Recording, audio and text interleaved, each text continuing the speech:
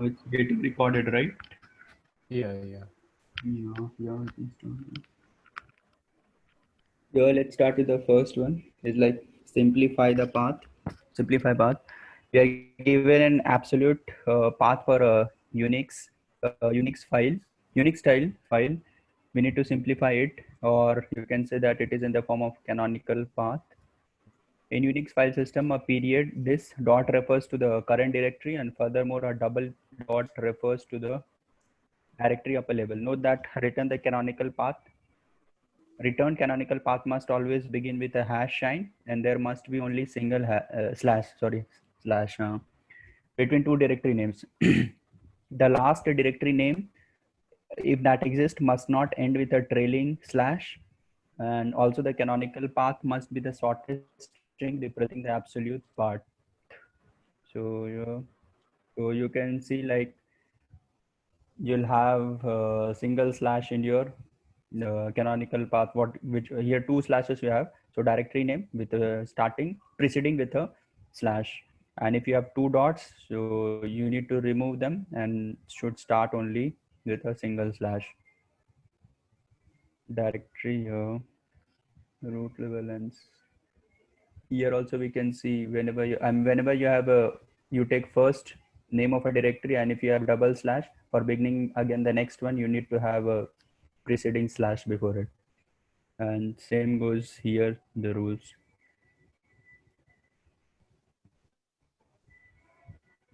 Yeah, any queries?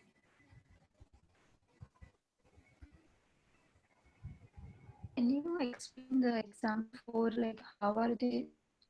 How do you derive the output for example for?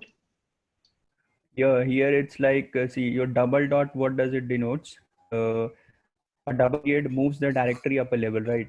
So it, I think, yeah, once you first of all you don't have anything here. I mean, you don't have any directory name, so both these slash will be removed, then again this dot will be removed, this will also be removed. What do you say? You have to start from beginning. I'm telling just like yeah. So if you start Can you from, copy that in this WordPad or maybe on the text here and just show it? oh, yeah, sure, I think Because actually it's not. in Sketchpad, right? No, Where here also on your edit okay. example. I think she was talking about example 4, right? Oh, force you are talking. Yeah, Okay. both are fine. Both are File is fine. also, Okay. yeah. Okay.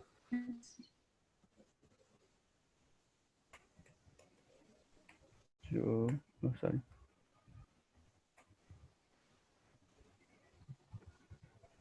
Yeah. So first you will begin. First, I'm separating it on the basis of slash. So you'll have sorry. So just keep the directory names, which are you'll have a followed by a dot, and then you'll have b, then double dot you'll have, and then you have the name of a directory C, right? So yeah, so you start so this is the head directory, right? Inside A you will have B, and inside B you will have C. Yeah, so whenever you see double dot before, what you say, before the final directory, like what you say, the least file in your hierarchy, before that all these things will be what you say, will be removed out. Removed, yeah. Yeah. Mm. Okay. So that is, yeah, so that is But what for a here you single get. dot, it will be nothing, right? A single dot and a slash. Yeah, single, pardon? If there is a single dot and then a slash, so it means Then it, nothing. yeah, Or it means exactly. the correct. So we can just No, ignore it's that. ignore that. Yeah, a period refers. And now you have two double dots. Therefore, you are removing both A and B, correct? And B. then adding C. Yeah, Okay. C. Yeah. Same goes here. Like you have to remove the previous after. I mean, for the backside, you have to remove everything. Okay. Here, what you can see, you don't have double dot. For to indirect in slash home, if you have double this slash, remove that. But since you have a directory name, so take only one of the followed by the name of a directory. Yeah. It's same rules if you follow.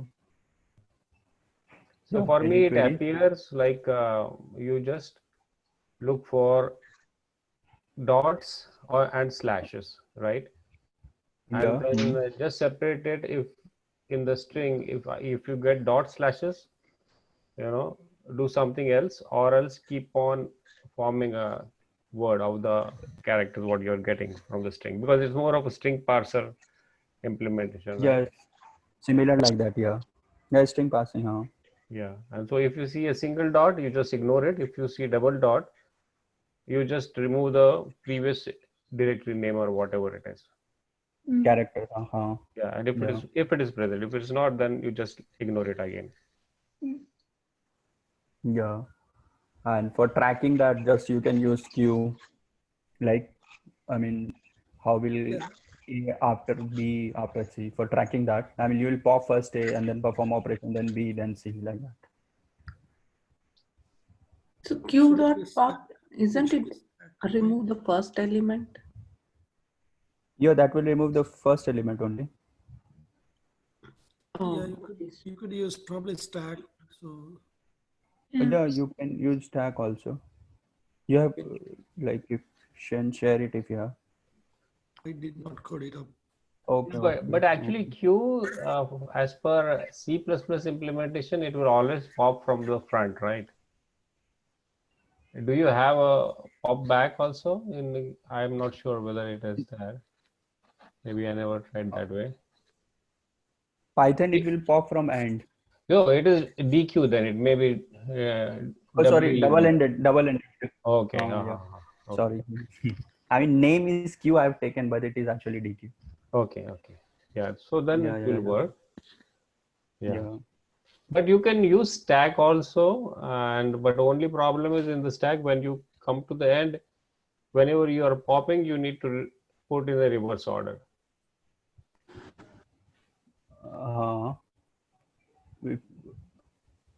So you'll first enter everything, right? I mean, only the essential ones like name you will start entering. Right. And the moment you pop from the stack. Yeah, once the string is parsed, then you use a second stack to reverse the order and then pop from the second stack. That is like double-ended queue you are implementing with two stacks. Yeah, like that. But yeah, like that. And then when you compose the output, you prefix first you start with slash and then pop out and put that. So that the last element will not have slash with the stack implementation. Oh, yeah. Yeah, but it will involve two stacks, so therefore you have used a DQ. You can use one stack, right? But keep track of the size, not the size of stack, but the length of, word on the stack. And by the end, we know, the length of that. Then we can create an array, our string for that length, and, append it from right to left. So right? you So in this case, we know. In this case, let's say, suppose we push and pop, and finally we have, let's say we have A and B, right? But when we push and pop, we can, keep track of what would be the size, the final size of the string, right? Then when we're done, we can create a string of that length and append, when we pop it out, we append it to the end of the string. Yeah, that can be done. Yeah. Right. So you can use a single stack, right? Yeah, but Okay, yeah. it's probably more complex than Q. Q is like But then you do go use from array instead of second stack. So it's the same thing then, right? But Oh space yeah, is okay. He is saying using an array. Okay, without using an array also you can do. What you can do is when you are popping from a stack, and you want to return a string, right? So when you are inserting, instead of appending, you can insert from beginning. You can always insert at 0. So it is going to be inserted at the beginning of the string. Yeah, that would be like using string buffer and inserting at 0 index. Oh yeah, it's a Java, then that might be the case. But in C++, you can use any string and dot insert and then give the index after which you want to insert. Like put 0 always and then give the string what you want to insert. Can you explain why do you want to insert at the index 0? Yeah, because you want to reverse the whole thing, right? Because in the stack, it's in the reverse order. So like you have home/foo. So in stack, it will be home will be first and foo will be on the top. But when you want to return it, you have to return home first and then foo. Correct. Okay. So that's So what you have if, to return. yeah, I got your point. So instead of stack, if we just use a string and use the stack operations on the string itself. So it's like we have an answer string, and then we, instead of using a push and pop operation, if we encounter a dot dot, then we will do a pop. By pop, I mean we'll remove the characters from the end of the string. And if we encounter a text, let's say home, then we will add the characters to the end of the string. So it will behave like a stack only, but we'll only be using a string. But you would know like the size of string would be different, right? I mean, each string will have different size. That's why if we use the stack, we don't need to worry about it. We just pop it out. Otherwise, we use the string buffer string. We need to know, okay, how many characters we have to go back. And if we need to go back to the previous one, we have to remember how many characters we have to go back again. I don't think that we need to remember how many characters we have to go back. So if we encounter a dot dot, then we only have to go back till the previous slash, till we encounter the first slash, right? Right. Yeah. Right. Okay. So let's say on the string you have 5 words, right? We don't know the length right now, and the next time we're gonna see 3 dot, 3 dot dot dot dot dot dot, right? That means we have to pop out 3 words, right? So how we know like the boundary of each word, we have to pop out. No, but anytime you will only receive one dot dot a slash, right? No, you can receive many, like an example. No, that is 4. true. That is true. But what you do is when you receive the first one, what Harshit was saying is whenever you should receive the first dot dot, you just remove whatever it was before that till the slash comes in. Okay, then keep doing it. So he's trying to actually maintain that. That's the interesting one. So actually. that would mean, okay, let's say, for example, 3, right? Home and foo. Now we put home on the string and put foo on the string, right? And the first time we see dot dot, we have to know, okay, so right now, the string we have to reduce it by 3, that's foo, right? And then the next dot dot, we have to keep track of home is 4. So we have to move back 4 characters. Well, he's saying that he will loop in like something while loop till he doesn't hits on a slash. Slash one backslash. Something like that. Yeah, it might be. Yeah, what you say is slightly cumbersome, but if you do it slightly in a better way, it can be done, I would say. But yeah, it can be done. Yeah, right. but extra. There are different challenges. Yeah, I agree. Yeah. So Harshit, do you have something to share like that? Yeah, I did this code. I don't know how can I share my screen. Yeah, just share it. I'll it. share option will be there on your Zoom meeting. Okay, I'm on my phone. Just a minute, please. Sure.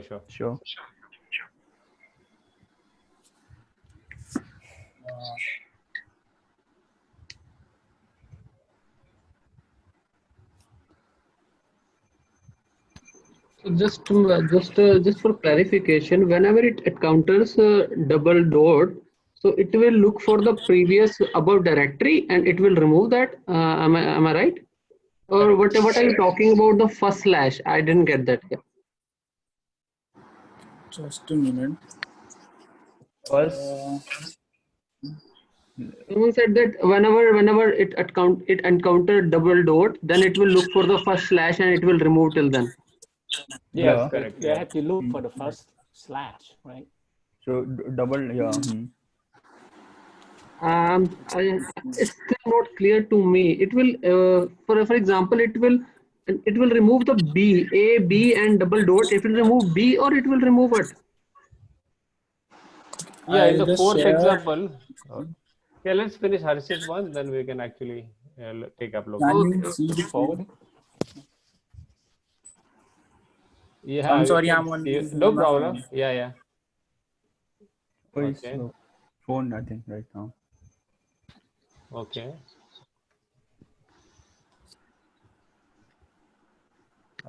So you are the simply path is the last function, which is the main function, right? Okay. Right. So I first tokenize my entire string, which is like the Python equivalent for split. Mm-hmm. So now it will give me all the strings split using the slash backslash. So on line number 41, I'm iterating over all the strings in my path, which is like home, food, dot dot and dot, and I'm just comparing if the character so on line of 41 you can see talk, right? TOK, it is the Mm-hmm. token. So if the current token is dot, then we just have to continue. Mm-hmm. If my current token is empty, then if my current token is dot dot, then I would need to pop, right? Mm-hmm. So if my answer is already empty, then I cannot pop because we are already at like slash. Correct. Otherwise, we will remove till the last slash. So which is like remove till we encounter the first slash in the answer string. Right. So we can look at line number 22. Mm-hmm. This function will remove character till it encounters the first slash from the end. First slash from the end, or like end last slash from the beginning. Yep. Okay, so in this remove till last slash, I'm just iterating over all my characters till I encounter slash, and I'm just popping them from my string, and eventually I'll return my string. I'll just return. So I have passed by reference, so it will be reflected on line number on my main function, my simplify path function. Yeah. Otherwise, so, sorry, go ahead. Yeah. So otherwise, if my string is like the token is a normal home or foo or like any character other than dot and dot dot, then I'll simply append it to my answer. Oh, okay. You mean to say the line, okay, 53, right? The last one. 51, right? Oh, sorry, 51, yeah. Yeah. So you are absolutely not using any data structure other than string. No. So basically, I'm just using exactly. I'm not using any data structure other than string. And the operation for stack, I'm like simulating it over string only, the push and pop. Mm-hmm.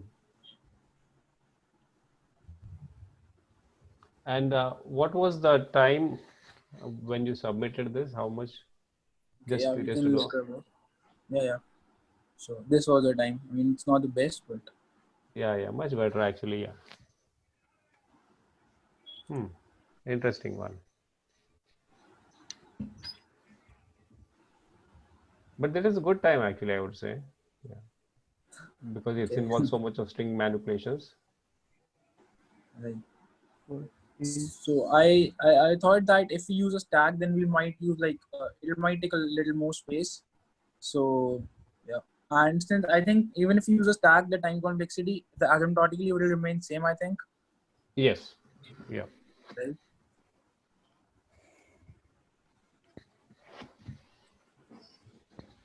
Okay. Yeah, please share this in the Slack also, because your phone screen is very small, so can't look at Got it properly. Yeah. definitely. Yeah. Sorry for that. No problem. That's a good one. I'll Have, just have anyone think about using 2-pointer? 2-pointer? Approach. Yeah. Okay. So But how is that like actually? It would be a from big, different. I think if you keep both the pointers and end at the end, and from there you start decreasing the first pointer till you hit the first slash. Yeah, I think, I'm yeah. just guessing. I'm not So sure. yeah, Like, we go from right to left, right? So we see the character, then we keep that. yeah. I mean, we have a right pointer, left pointer. So we see, we start from the right pointer, we see character, and we keep decrement the right pointer, right? How will you insert first slash before the name? Okay, in result, one slash should come before name, right? Right, yeah. If we see one dot, then we ignore it. And we see 2 dots. Hit the first slash. Yeah. Yeah, it should work. I'm not sure. I did think about it. I haven't. No problem. Yeah, Arshid, that was great. Thank you. Yeah, really. You can. Yes. Yeah. So Leon, you're saying using a 2-pointer, right? Yeah, we're thinking, using Okay. 2-pointer. Yeah. So let's say, suppose we can go from, even if we go from left to right, right? Mm-hmm. So let's say if we see dot dot, we can advance the left pointer.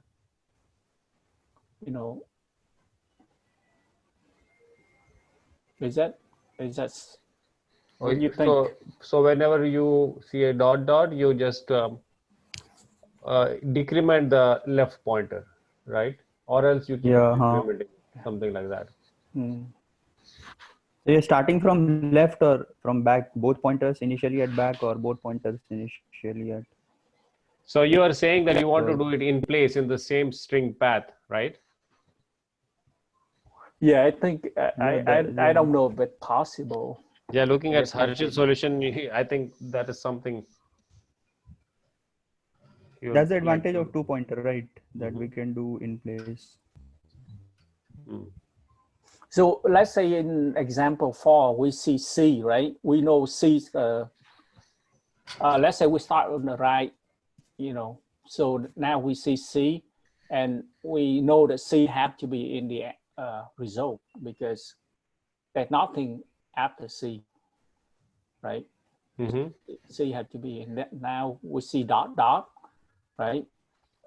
We will keep the right pointer dot, and we keep moving the left pointer until we see B, right? Now at B, we on the right pointer, we see dot dot. That means we can ignore B. Then we can move decrement the right pointer to the second dot dot. Yeah, maybe possible, but you will have to do that,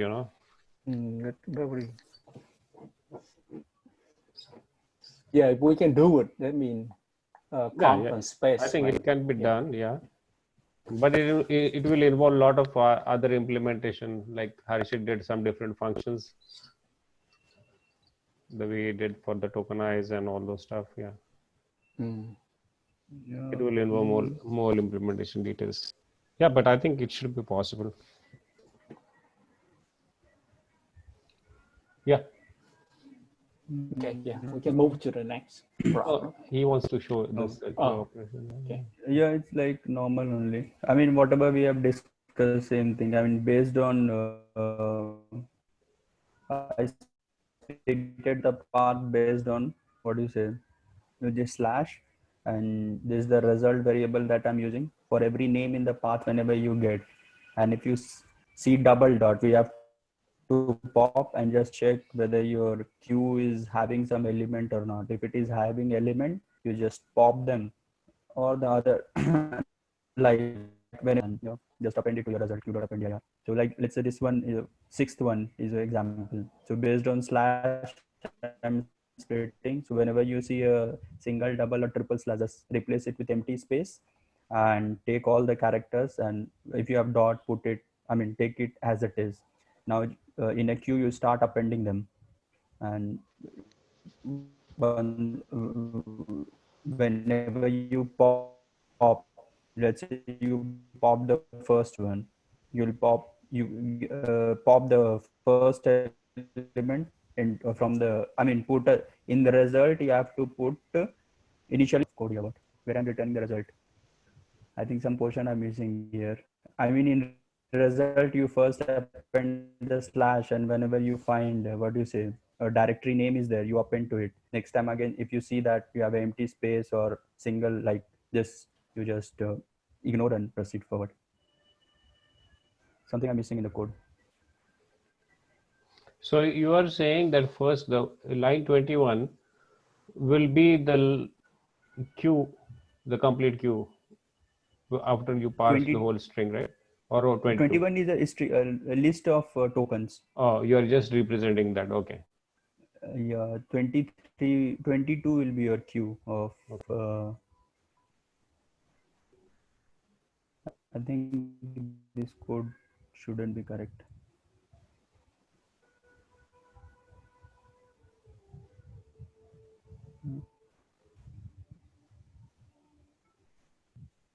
Taking time.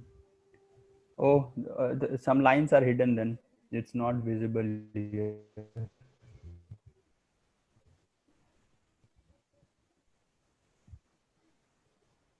Oh, here, yeah. In between I've inserted. Yeah, now while it's popping is just what I told. I mean, everything with the, what do you say, single slash, whatever element you pop from the queue up and it is. And if it is and return this, else you return this, the regular. Your voice is breaking, it seems, Shashank. Yeah. Is it?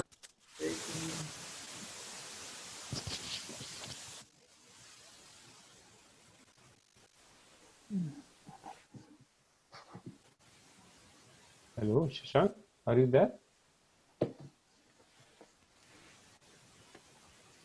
No, I have not implemented this, but I'm thinking this could be implemented like a state machine. Mm-hmm. So when we start reading the character from the input, so we can initialize our state, what state we have, whether we already seen the previous character. We'll set the state, if it's already slash already there, and if it's dot already seen, and based on that, just push or pop from the result string.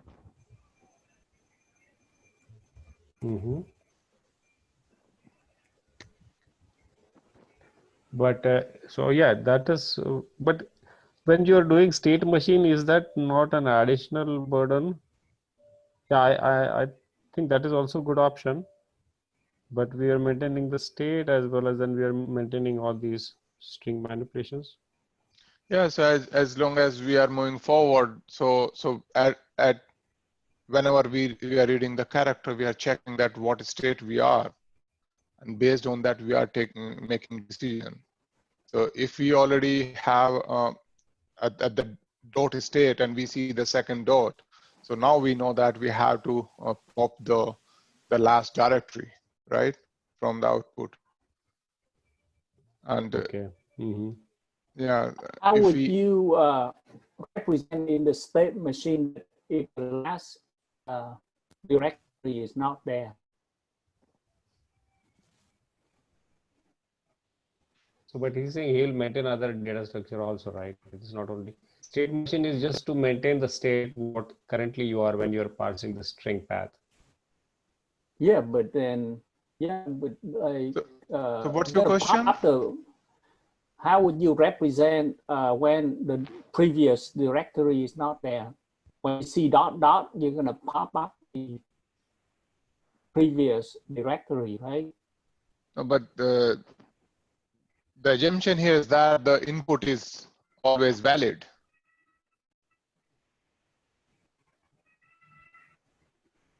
Yeah, but see, yeah, it is like that. It will be valid or it might not be too, right?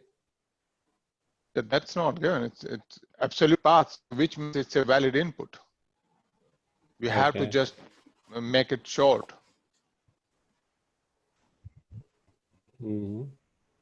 So if you have something like slash dot dot and a string name, so what you will consider in your state machine? Because I You think will this is have a valid one.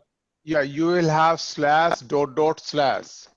You cannot have a dot dot string immediately, right? Yeah, in one of the tests it is like if you run this, and then it assumes that dot dot and the name itself is a directory name. That is what this Dot is a directory name, right? But dot dot is not a directory name. That's Dot correct. dot is just move backward.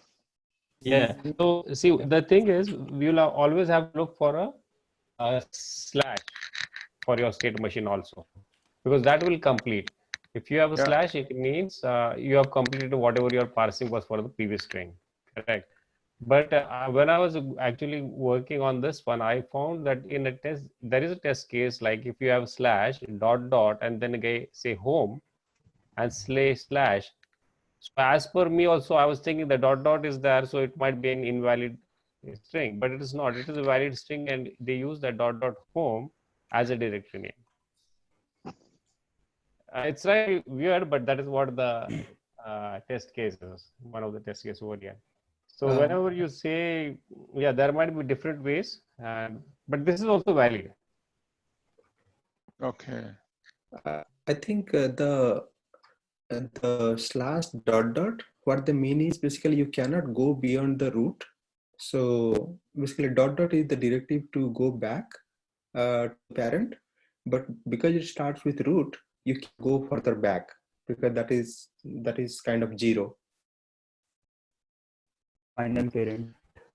Yeah, if there are multiple dot dots, so I mean you will stop there. If there's nothing to move, go back, then you will stop there.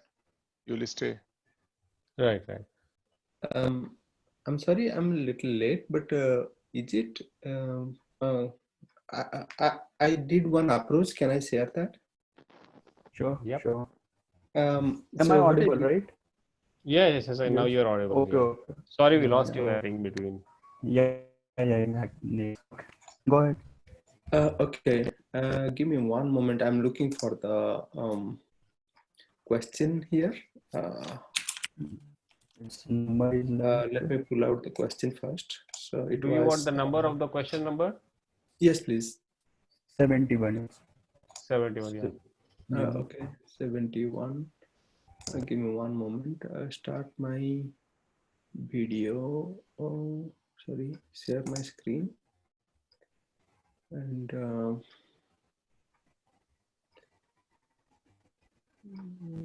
yeah, but yeah. So I think Praveen, the way you were saying it's possible. I think so, but only we'll have to take care of that small thing. The rest, everything should work fine. I think the number of state in that case would be small, right? You know, it's Yeah. I number was just thinking about it. to... Yeah, there might be only 2 or 3 states. Yeah. So I did it in JavaScript, so it may look a little weird.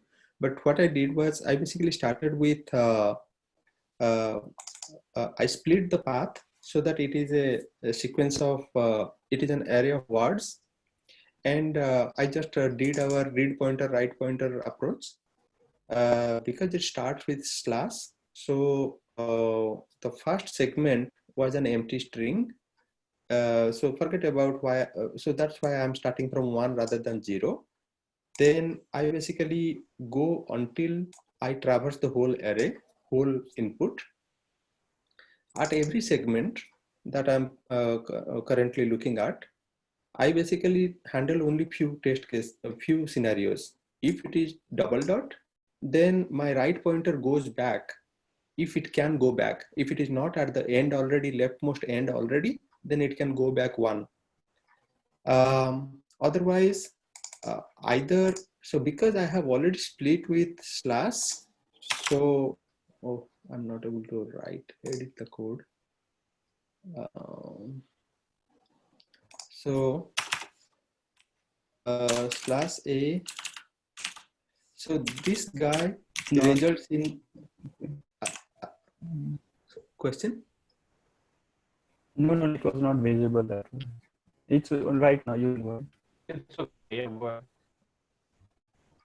Sorry, I'm breaking. Am I Go audible? ahead. Yeah, now it's you're clear. audible. You're You're fine. audible. Okay, so Can you increase font size, please?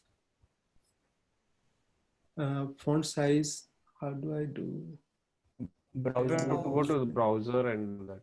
In the Command browser. plus or Command plus if you are on Mac. Yeah. Okay, I see. Is it visible now? Yeah. Okay.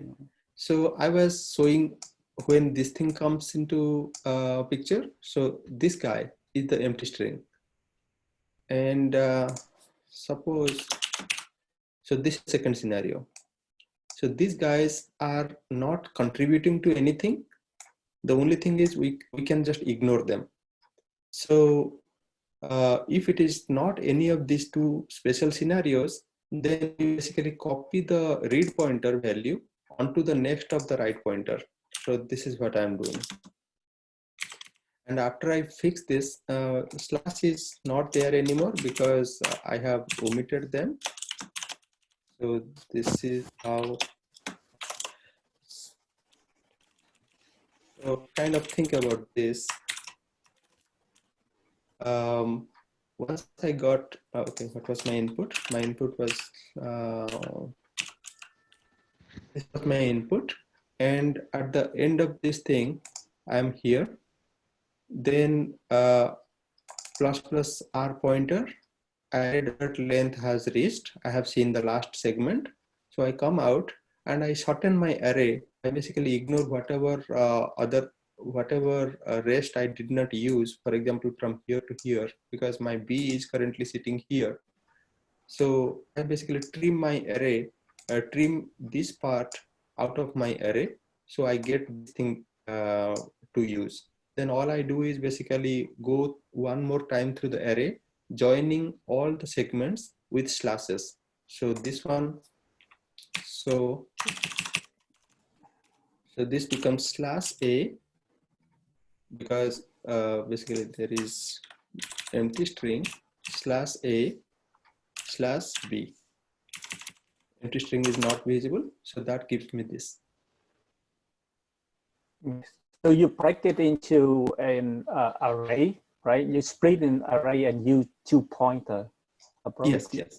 Yes. Yeah, that is correct, Leon. He is using the 2-pointer approach. Yeah, but again, that is array that is taking, yeah. Like in place, it's not right. Sorry?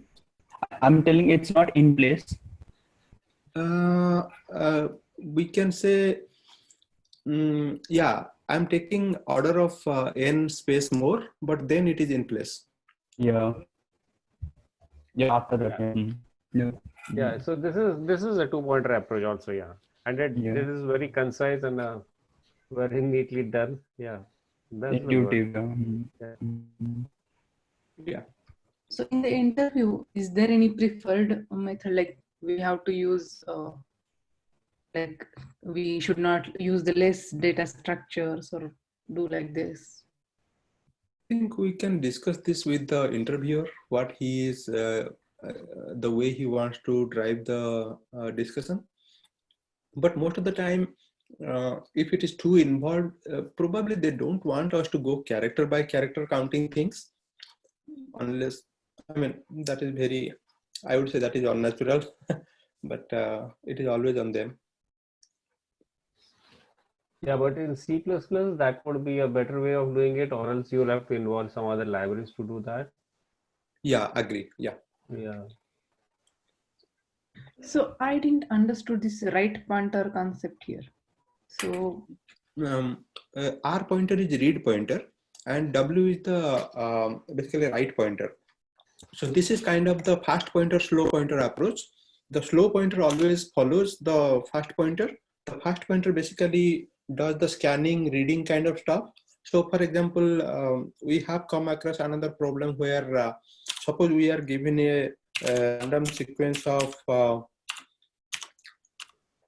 numbers, and then we'll have to keep all the non-zeros to the left and all the zeros to the right. That kind of problems where we start with two pointers, basically one reads and the other one points to the next place where it can write it. So this is the read pointer, right pointer. So read pointer is the one which runs, which is the fast pointer, which goes far into the array, scanning it, and right pointer is the one which is accumulating the values. So at the end of, when the fast pointer reaches the end of the input, then wherever the right pointer is, suppose right pointer is here, then we know we have already, so in this case, I'm sorry, I just jumped the question, but my intent was basically we have got 1, 2, 3, 4 ones. So by the time the fast pointer,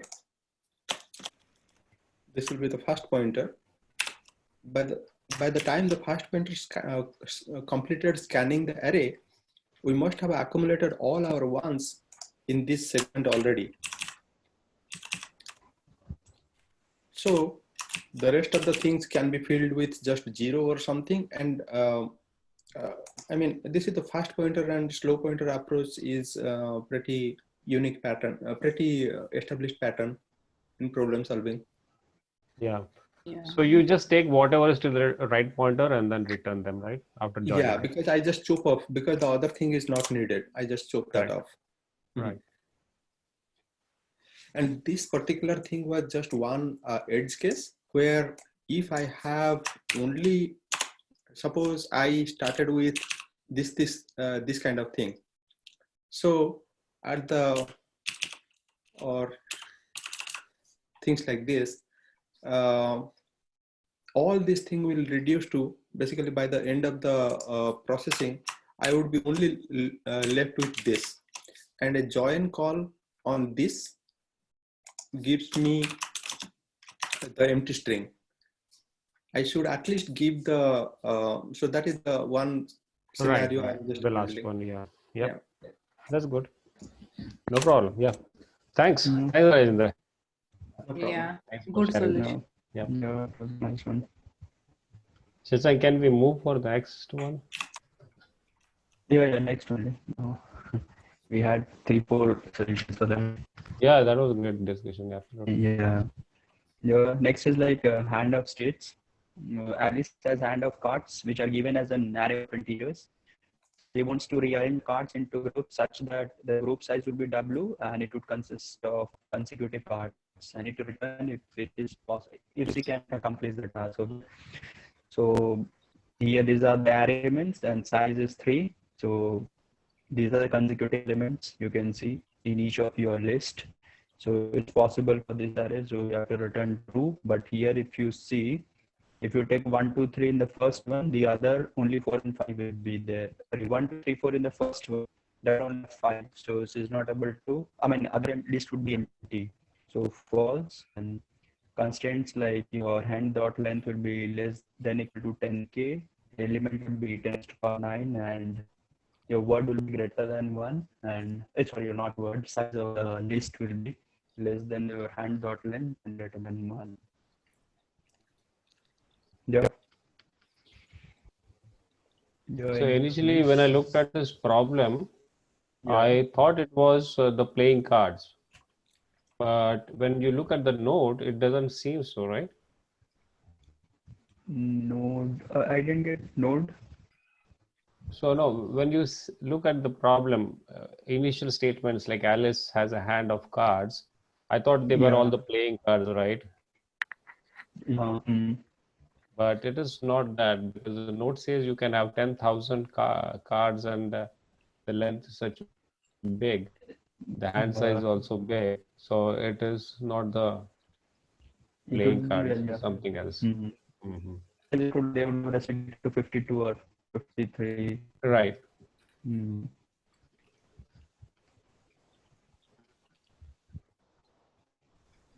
Yeah, any approach in this?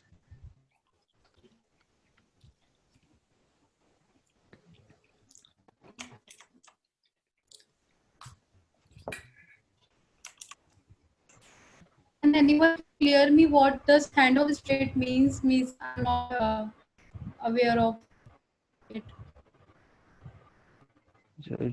Search is there. I'm saying I don't know what is handoff states, and I was just trying to figure out what does it mean by that statement. Or Handoff relation of state. the problem. Okay, it might be something like wiki if you do. I saw then it was showing some poker cards type. Yeah, it says that, but you look at the problem, it is something different though. It goes. Yeah. Okay, delete code again. Okay, no problem. So what would be the approach as per me is I will just keep on counting all these numbers. I will traverse the whole array.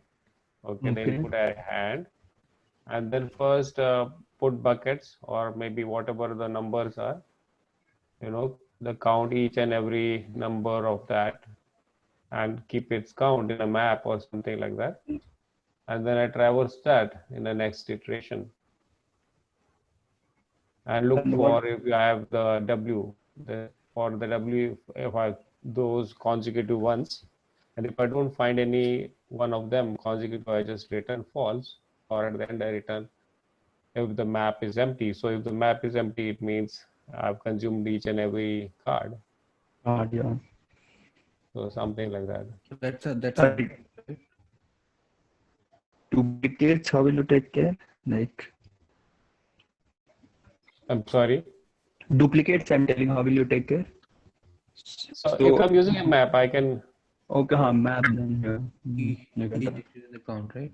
So that looks like a brute force, right? And Yes. so in that case, the complexity will be total number of cards into blue, right? Like something along those lines, right? Range of cards, order of n, that will be. Range of cards is basically so he's picking one by one, right? He's taking every. So it means that 10⁹ is for sure. No. What is the length? 10,000, right? Yeah, 10. Yeah, 10K. Yeah, 10K. And after that, he's also using map. Hash map, right? And that the tree map. He's iterating W as well, right? So it means W into whatever the number of cards he has, right? O of n. N, order of nk. K, I mean, if size. Yeah, right. K is like W. But even if you go for the W, because you will always go through the whole map, means each and every card, so it will be still O of n, right? In the iteration, second iteration. Also. Yeah, it will be maybe we can do it in O of n. I don't know. Maybe. Yeah. And okay, so any other approach? So I think this was a brute board, that is correct. Yeah, it's the same only whatever you use, just I sorted it, that's it. So it got accepted? It got accepted. Okay. So whatever Salvos was saying, same thing. First I created a dictionary which will take care of the frequency, like how many times one you have, how many times two you have. And now I'll iterate through what you say. I'll sort this array. I'll sort that dictionary in key wise. I'll sort it 1, 2, 3, that. and now you see that your card is present in your dictionary. If that key is present, and if it falls in your range, I mean, W is three, up to three I take for every list, right?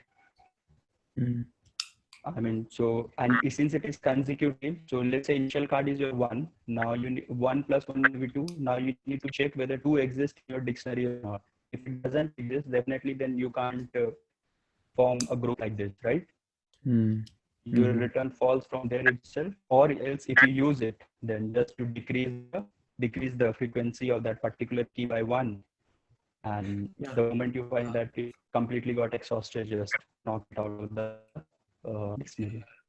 Yeah, I think one other thing which we can do is instead of decrementing by 1, we can just decrement the count of the previous one. Like not the previous one, the first, which, for example, in case of 1, 2, 3. So for example, let's say the one frequency comes as 2, and then so for cards to be consecutive, the 2 frequency should be greater than or equal to 2, and same way the 3 frequency should be greater than or equal to 2. Otherwise, in the next round, it will not form the consecutive cards, right?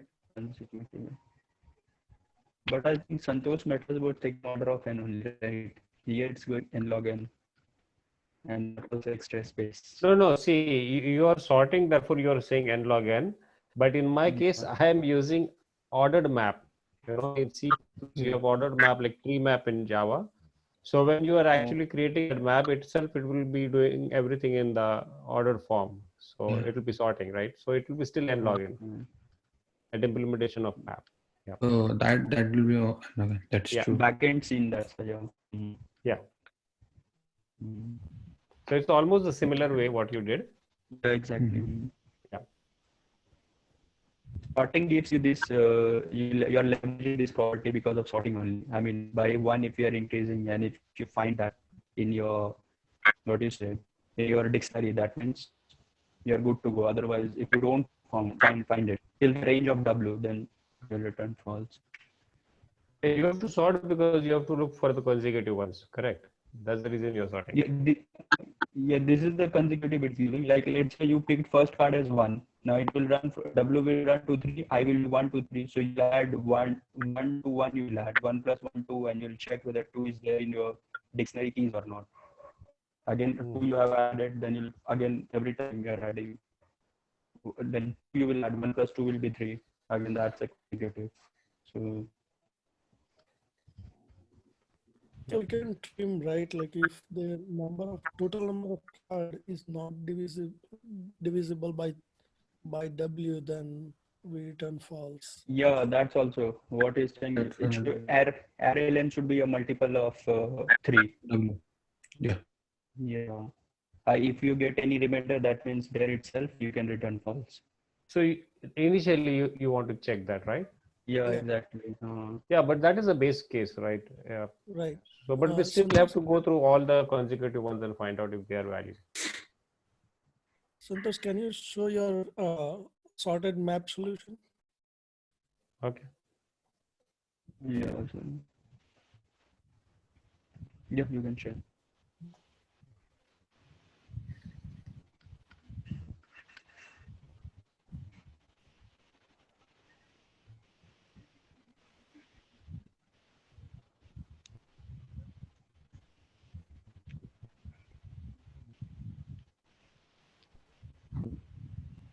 Is it visible? Yeah. Okay. So this is the map. Okay. And then I'm actually iterating through this array, the hand array over here, and just actually populating this map. And then I start iterating through this map. And every time first I take a element, and then I go for this W, all of them. And whenever I don't find it, okay, the consecutive one, I just return it. Or if I find it, then I decrement that.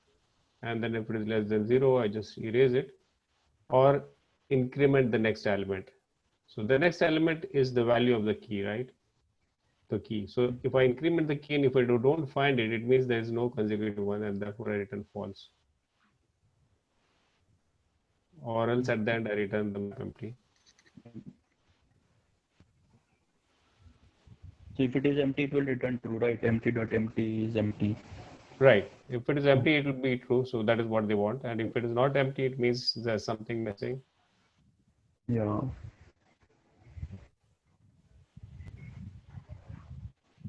Yeah. I think it is a similar way what he did, but only the map here we use map, right? So this map is an ordered map in C++. So it is like a tree map because it keeps a sorting order when you are actually inserting all the elements. The sorting order is based on keys or? On keys, yeah. Keys, I think, yeah. I think it's AVL balanced tree inside here. Oh. Okay. Yeah.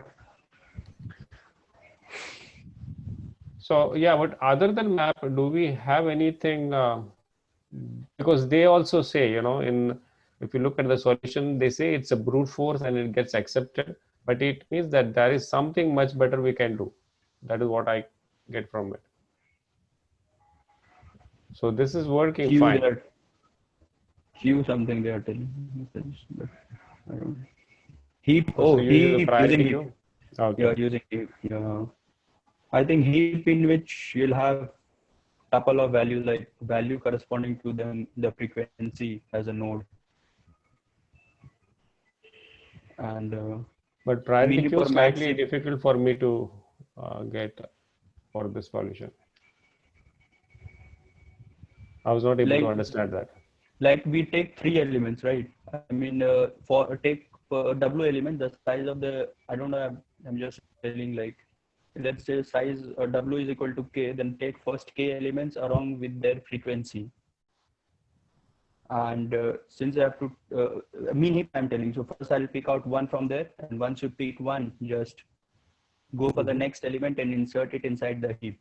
And again heapify it, again your minimum element will be at the top. And the moment whichever element you take out, decrease that frequency of that element. But so whenever you pop it out, you decrement the frequency and keep it somewhere else. So when you are done with W, you again push all of them back. Yeah. Okay. But is it not a similar way like we do in this sorted? Yeah, it's like some, simply like heap they're using. I mean, because heap in inbuilt sorting it is doing, like mean heap, and we say automatically it will bring your. So it will also take a log n time only. Log n for heapifying, and then elements are there. So yeah. Any other. Yeah, frankly, it took a long time for me to implement this. It looked very simple. It was simple though, but I just did some mistake. It was my problem, and then it took some more time for implementation. Yeah.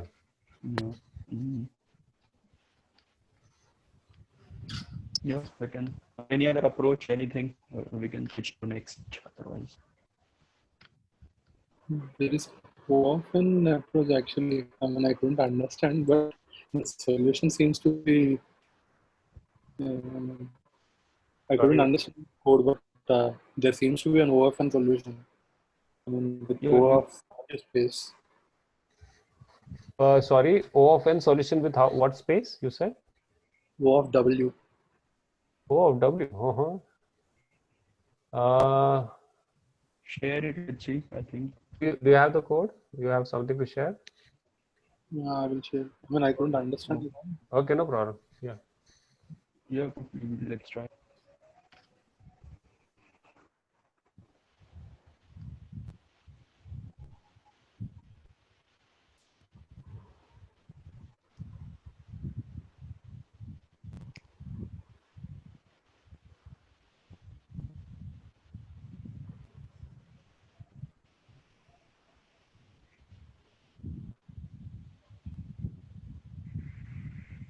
Can you? Okay, yeah. Now it's visible. Wow. Awesome. It's such a neat solution. Okay. Yeah.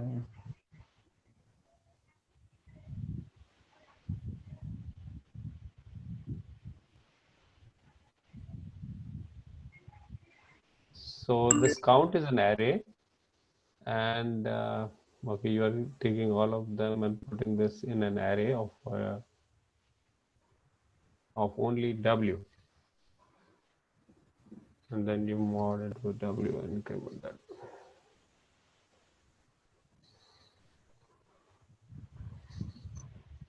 I think it's taking like it's a 1, 2, 3, 4 you have, right? So whenever he's for every element he'll take and calculating the mod with it. With like say first element was 3, 3 more, one first element was 1 more 3 would be, you put it inside your count array. What you say? This is an array only, right? Count. Yeah. Right. Of size W. Yeah. Then again you take 2 mod 3 will be 2, right? And 3 mod, again we go further, again 3 mod 3 be 0. When you encounter 4,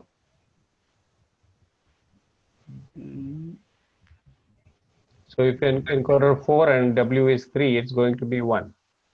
1. So then you are going to increment that at 1. That's really nice solution. I mean, how this is increasing works like this with syntax.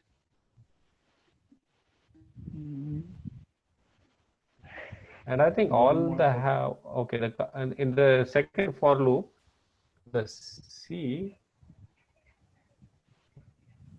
has to be less to W by, okay.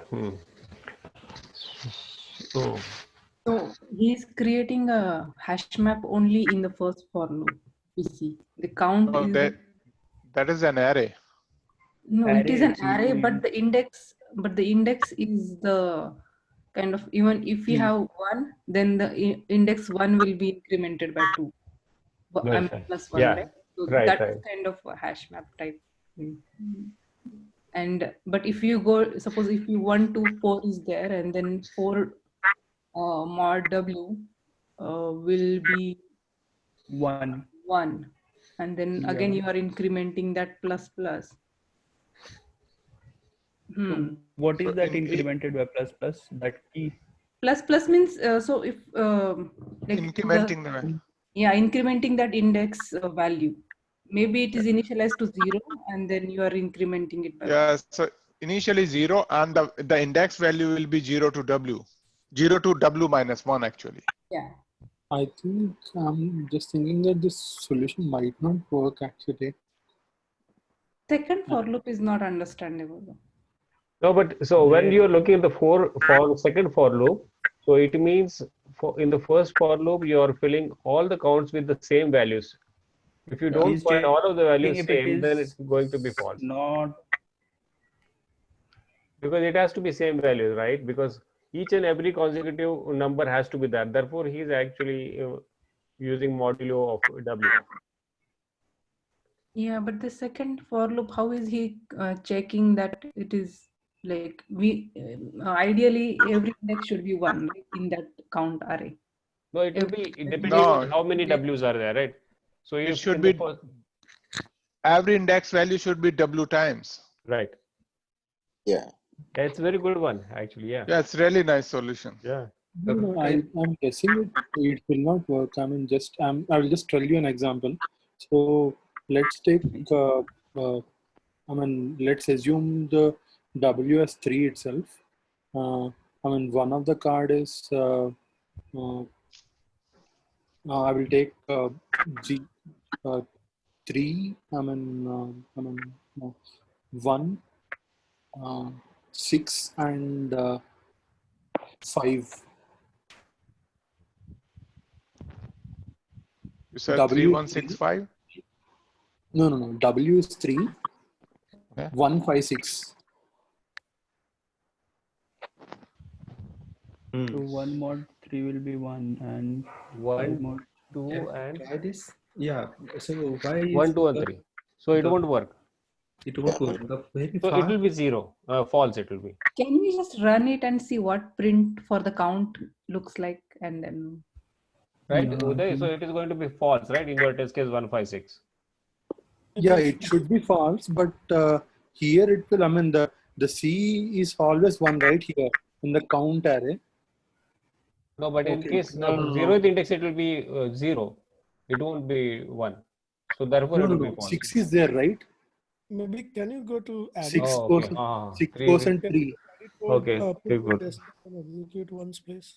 To second loop, what they are checking? I mean, why Whether you're that, returning? whether that many numbers are there or not. So for 156, it is true, right?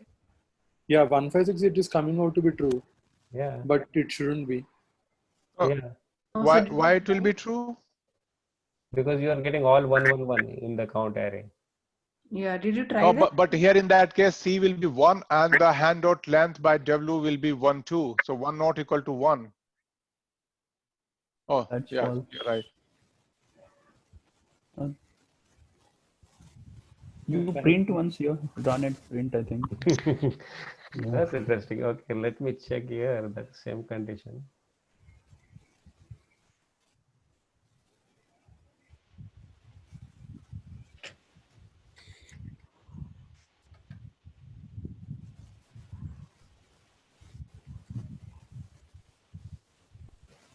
Yeah, 156 it shares false in this case. Yeah. You mean the solution shares false? Yeah, yeah. I ran in on my solution over here, and it gives me an output as false. Can we Expected also try false. 1 to 6 with the W3? 1 to 6. It should give 1 to 6 also should be false, right? Why? Yeah, it is false here. Oh, yeah, it should be false. But the order of n solution, is it returning false? Yeah, the order of n solution it is false. But I don't know what Uday's case will be. So, Uday, are you trying it or at your end, or you're not possible? I'm actually trying to execute that. Okay. You can share it if you want to. You're not sharing. Yeah. Yeah, you're not sharing.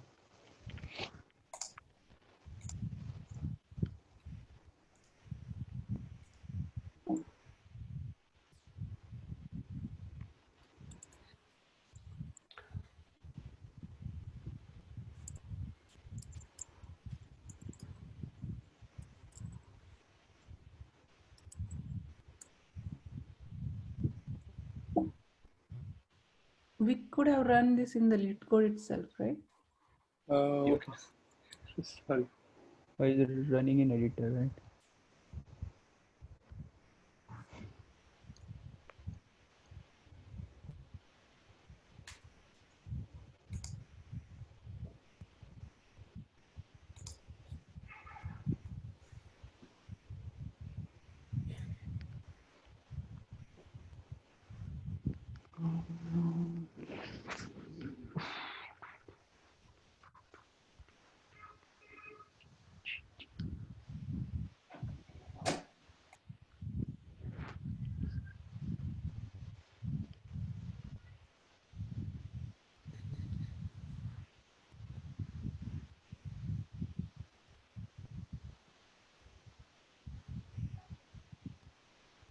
And maybe you can print the sys out for the count array. Yeah, to Let's visualize see it. what it actually says here first. Yeah, so this is wrong, correct? Yeah. So your test case won't pass here. This test case won't pass. But somehow it shows that actually the solution. Yeah, it got accepted? Yeah, no, it is actually one of the accepted solution itself. Uh-huh. This, if you click here. Okay, from that. Yeah, but then we are missing something, you know. No, but the same test case is not passing there. But in my case, it is failing. It's showing false. Oh, they say that W can, I mean, the W can always less than the length of the hand. Here we are taking W as the same. I mean, is there that restriction?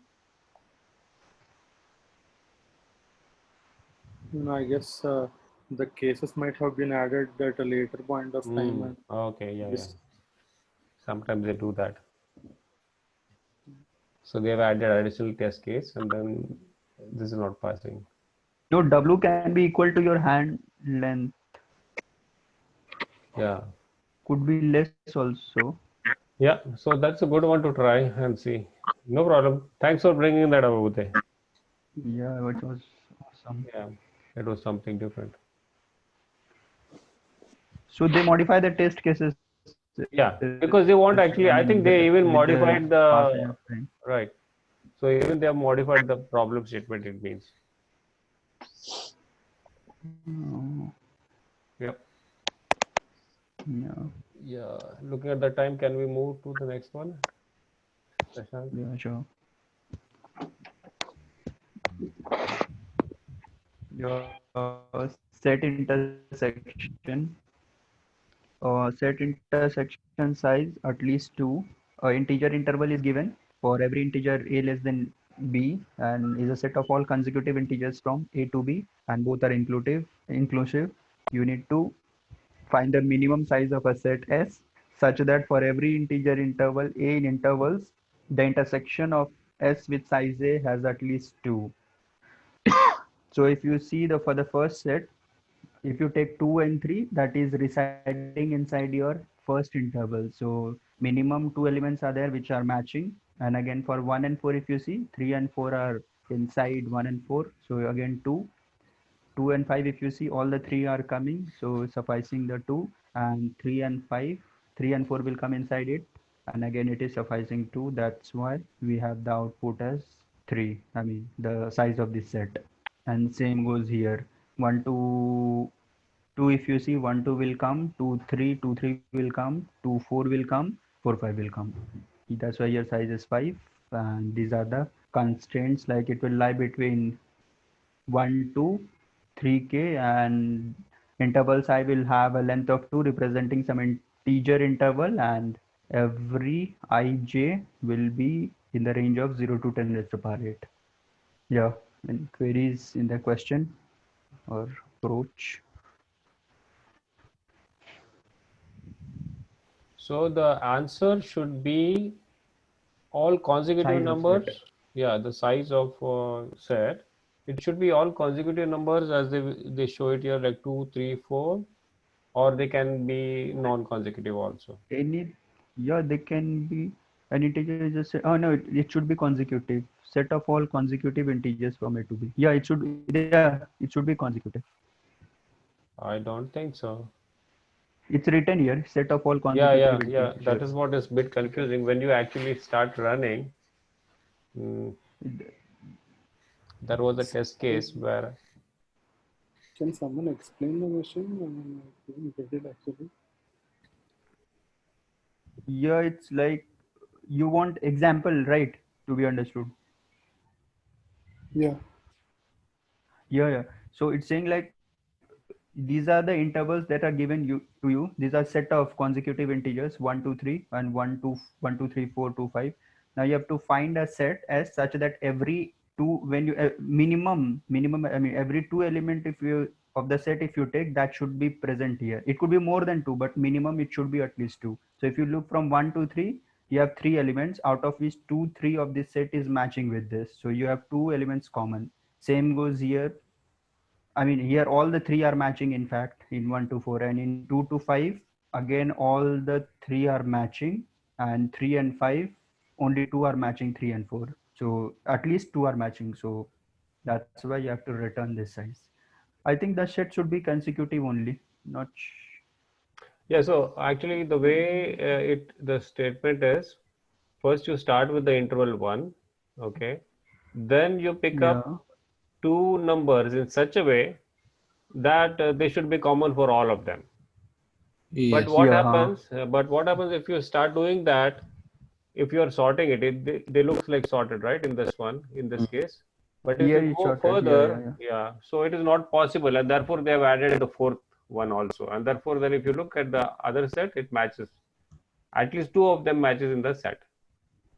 Yeah. So that is the whole problem. So what they're asking is, you should get a set such that these intervals contains at least two numbers from this set. That's correct. Exactly. That's all they're saying. And they're asking because if you have to build a set, right, like that, so it typically means that you can have all the numbers in that, right? Yeah. So they are asking the minimal set. That's all. So so the question can be stated as the minimal set such that every intervals contains at least two elements from this set. Yeah. Of the set. From the set, yeah. From the set, yes. And also the consecutive integers is only for a single interval, not for the top set. one. Yeah, exactly. Yeah. So that's the thing. So I tried to build this, but somehow I'm getting few errors. Like I pass 100 cases out of 130. So, Wow, you are almost close. So there might be small thing. yeah, I think I have to change my algorithm. I think. So Yeah. so like my first intuition is the set which needs to be built, right, should be built only on the edges of the interval, not in the middle. For example, 1 2 3 for the interval. So it should be either one, like the set can contain 1 and 3 and not 2, right? So that's what I'm trying to say. So that like because it doesn't matter, like for example, whatever is in the middle, all I should care about is only the edge, like the interval start and the end. I think because of that we are having some failed. So no, we need to focus on first write most two elements, like 3 2. No, so for example, let's say there are 1 to 1 million. So you will not write all the elements, right? So what I'm saying is you should consider only 1 and the 1 million. But that in that particular interval, you have to take only two consecutive ones. Yeah. So if you take 1 and 1 million, they are not consecutive ones. Oh no, where exactly it's written like that? It's the first one, the first statement. If you see interval, okay. At the is a set of all consecutive integers from A to B, including A and B. Find the minimum size of the set so that every integer interval in A. No, it does not mean that the output set should have that. Yeah.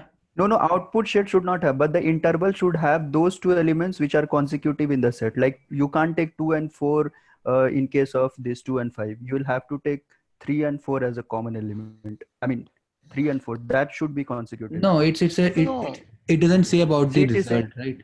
All it's saying is the integer interval which is given to you, the intervals, right? If you look, an integer interval is a set of all consecutive integers from A to B. Yeah. So that is the property of the input only. Okay. Yeah, that's a property of an interval, right? That it contains all the consecutive integers from the start interval to the end interval, to the end point. Right. Sorry, you're right. Yeah. So you can use them. Yeah. So that's what I was saying. Like the resultant set doesn't have to be continuous. That's what I'm saying. That's correct. So yeah. But then what happens if you use 1 and 1 million? Okay. So then you are expanding, right? Yeah. So, but then how? Okay. So you say that you take the most maximum and the minimum. So everyone should be included in it. No. I'm not saying that. All I'm saying is the set will contain only those points at max. So for example, what I'm saying is if you forget about the minimal set, but what I'm saying is the answer should contain 1 3 1 4 2 5 3 5. Out of these only you will get an answer. Yeah, but because you are assuming that most of them will have intersections. But if there are no intersections, then you will be adding all of them. Yeah, that is correct. That is correct. So in this case, we just have to figure out like how to remove the points, right? Yeah. So what I technically did was I split these intervals into different points.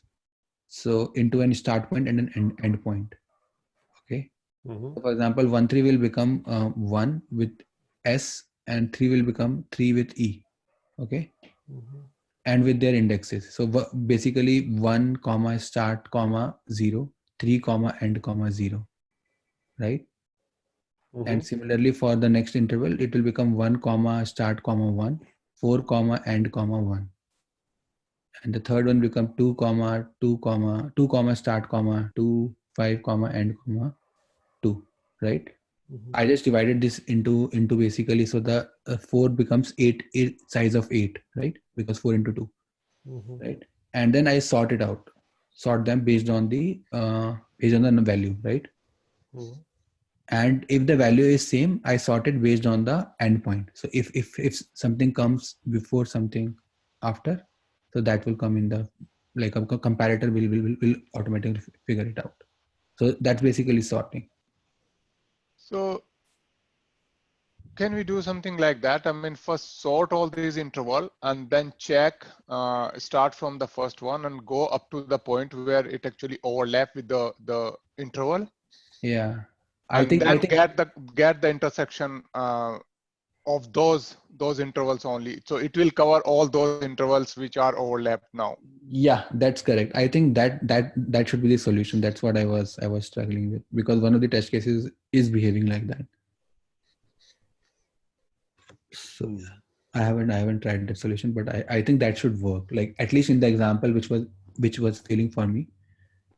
So no, it's like if you get some element out of it, like 3 or 2, if you get that intersection element, if it is present in this set also, then you don't need to include anything from here. Yes, exactly. Yeah, and if it is present in this also, you don't include. But if it's not present, then you need to include some of the intervals from here. Not some. Like either you have to update the previous interval, or you have to take the new. Yeah, to be technically more. Yeah, I'm saying just elements. Yeah, you're right. You're absolutely right. And so checking, yeah, go ahead. So it means like whenever there are no intersections, you are adding 2 elements from that interval, correct? Yeah. Every time. Yes. And whenever you find an intersection, and you look for how the intersection is, but anytime the intersection is there, it's not going to be a subset of the previous interval, correct? If it is subset, then you just have to ignore it. If there is an overlap, so then try to find the element from intersection only. Correct. Yeah. And then just increment one of them in that case, because it is an intersection. Then for checking that this shouldn't overlap, if your first number of this is greater than this last number, then definitely this will not be present inside this, right? Let's say if we have 5 here and this is 3, then definitely the elements of this will never be present inside it. Can we do it like this? I mean, we can have the last 2 elements itself, and we can have an expanding list of something. For the first interval, we can take 2, 3 itself, and for the next this after sort all these intervals based on the starting one, and take last 2 integers of the first one, and go on iterating to the last one, and check if the last 2 elements are within the intervals of the next elements or not. So you only need to check the last 2 elements, or if that last but 1 or last but 2 elements are not there, you will either include 1 or 2 elements from the set. Yep. So you are taking 3 and 2 from first one, right? Yeah, 3 and 2 from the first one. Okay. And suppose if it is 3 to 4, I will include 4 from this one, the second one. If the but in the second one, you don't have to include, because 2 and 3 is already there, right? Yeah. No, I'm just saying if the interval is 3, 4. Oh, okay. Got it. Or if it is if it is 3, 5, I will include 5 itself, the last element. Because that is what I have done here. Like, what I'm doing, I mean, for every start and end interval, I'm just checking, I'm taking these two elements, 3 and 1 less than element 2. I'll put it inside my current list, like whatever current I now, I'll check whether this, whatever element I put here, the start of this, like this, no, I mean, the start of the next, like let's say, for The this second array I interval. put, yeah, I have taken 2 and 3 from here. Now I'll check if this one first of this is greater than this, then definitely what you say, this will not be present inside this, and so you increase your count by 1. And then you are using the current one. Yeah. The current one will be the S, right? In that case, S2. S2. Okay. 0, 1. This is first one is 0, second one is 1. So this, they will take this next 3, and okay. I mean this won't take, but you will go here, and here it will be 3 and then 5. It's like merge intervals problems also we have. Yeah. Exactly. See, I think if we go that way, it will be much easier, because I actually broke it down, because I usually solve the merge interval problem in 2 ways. One is just splitting the intervals into 2, and sometimes just merging. Yeah. I think that is the other one. Yeah. So I find nowadays some of the problems as a repeating pattern of the previous, like if you previous problems, if it's yeah, that is correct. Minor differences will no, I think some consecutive is not there in that case, merge intervals, right? It is intersection, bro. So merge and intersection are almost similar, but the results are two different ways. But Gaurav, this is some advanced one of interval problem. It is not a easy one. Exactly. Yeah. Oh, but like I don't know, like whatever the solution we discuss, it looks easier now. No. Yeah, when you do it, it is always easier. But the way you are also explaining, because splitting all the start and end points and then sorting it, okay, that makes a lot of change. Yeah, you're right. Yeah, usually like you remember those problems, right? So there are intervals given, and then you have to decide how many number of meeting rooms required. Yeah. So in that those case, things it might be easier.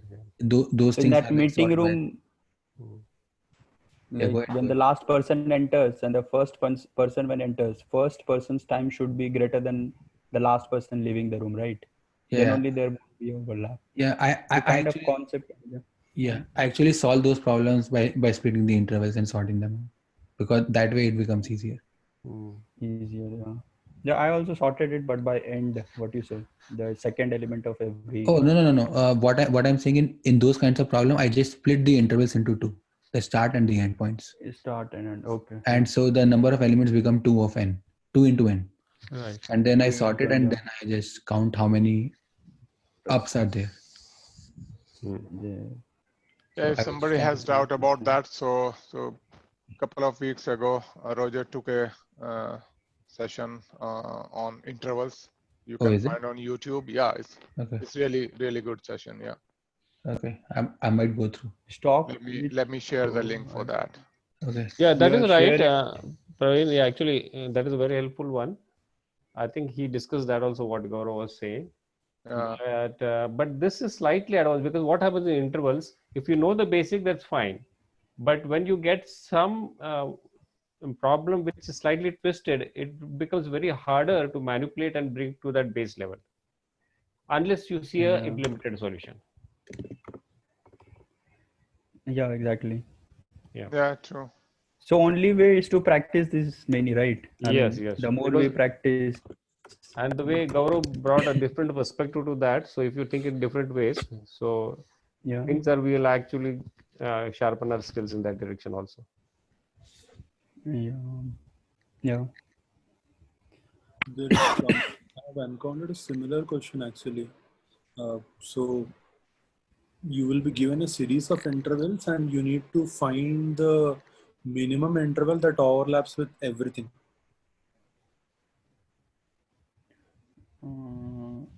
So minimum interval will be overlapping for all of the intervals. Yeah, I mean, this is actually contiguous. So you need to, so you will be given a series of intervals like this itself, 1, 3, 1, 4, something like this itself.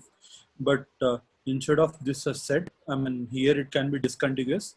There you need to find the contiguous range which it will overlap with every interval actually.